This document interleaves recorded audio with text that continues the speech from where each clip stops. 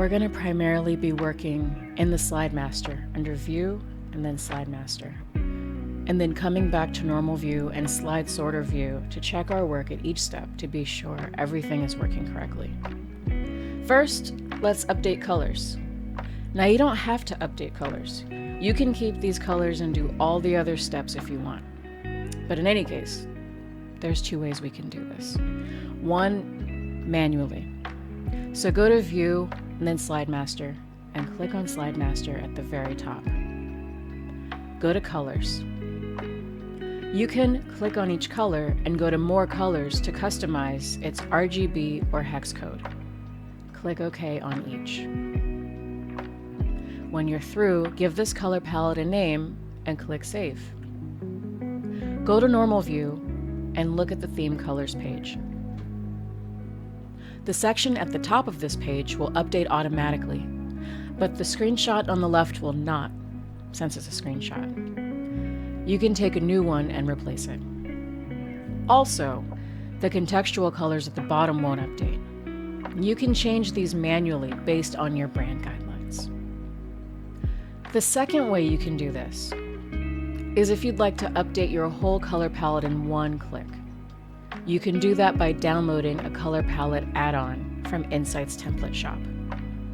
For more info, check out the how-to called How to Install Color Palette XML Files into PowerPoint. Once you have it installed, it's as easy as going to Slide Master, then Colors, and choosing the color palette. Go to Normal View to see those changes throughout your template.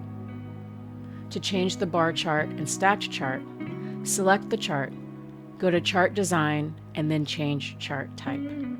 Go to Templates, and choose the template with the same name as your color palette, in this case, Soft Blue. Repeat for the stacked bar chart.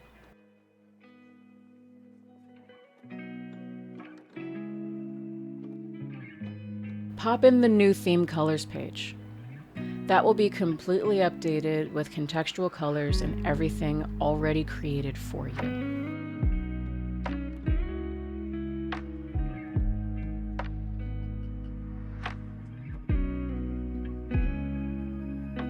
Now, let's customize fonts. There's two ways we can do this too. Go to View, then Slide Master, and click on Slide Master at the very top. Then go to Fonts, then Customize Fonts to change your heading and body font. You won't see this option on Mac OS. You can only customize fonts by installing an XML file. Please check out our how-to on how to do just that. Give your theme a name and click Save. Go to Normal View to see those changes throughout your template. Look at the fonts required to use this template page. All the text boxes on this page will update automatically, but the screenshot on the right will not, since it's a screenshot. You can take a new one and replace it.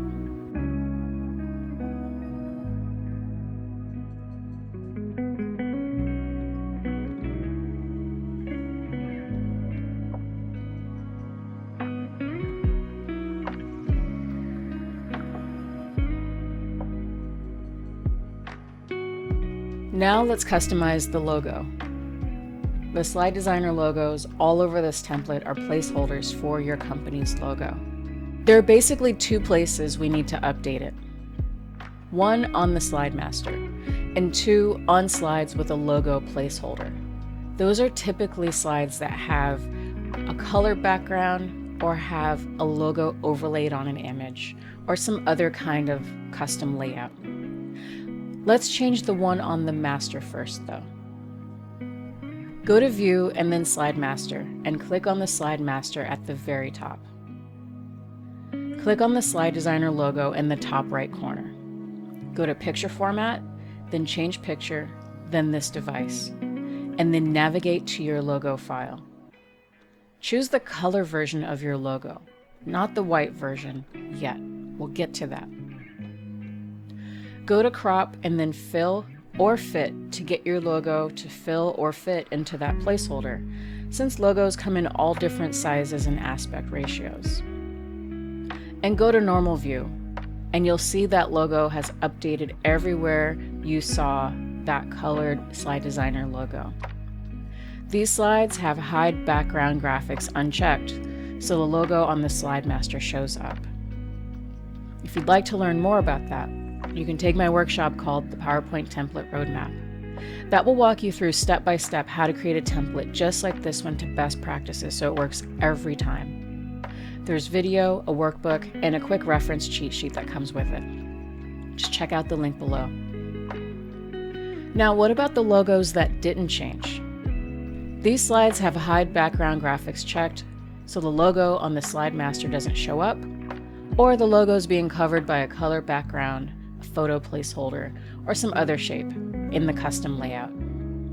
So on those slides, the logo is overlaid on a color background or image, such as on the section break or on a title slide, so you don't have to manually do that. These are typically the white Slide Designer logo placeholders. To change these, go back to the Slide Master. Click on the logo placeholder, go to Picture Format, then Change Picture, then this device, and then navigate to your logo file.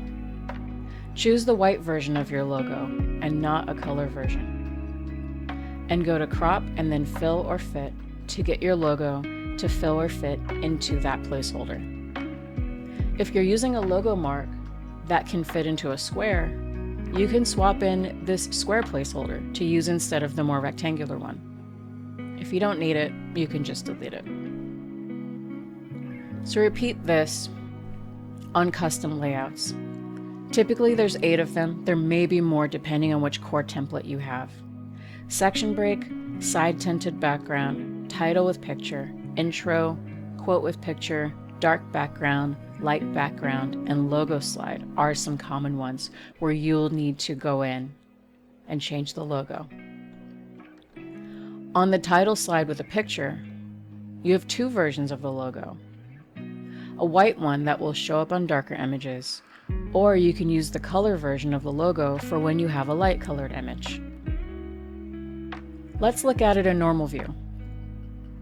I'll pop in an example photo so you can see that the white version of the logo shows up automatically overlaid on the photo. Now if I delete this and reset, then swap in a light colored photo, just put the color version in the same position that the white logo was in and move the white logo off of the slide. And vice versa if you need to swap back. In this case, go to Format Object and then Position, and the white logo was at 10.15 inches and 5.94 inches. And remember, be sure to use a high resolution version of your logo in PNG or SVG format. It could look fuzzy or unprofessional if your logo is low resolution, especially on this last slide since it's so enlarged.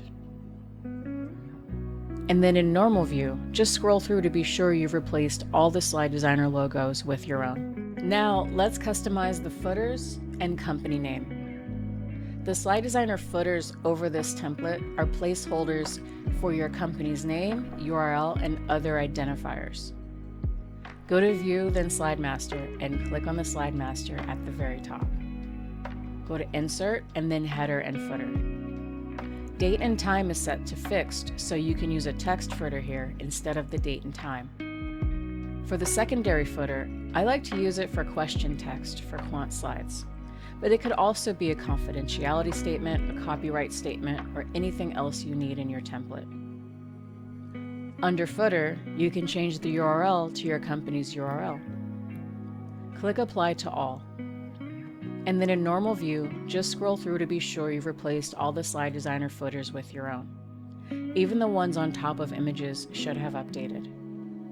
If you don't see it updated, just go to Home and click Reset.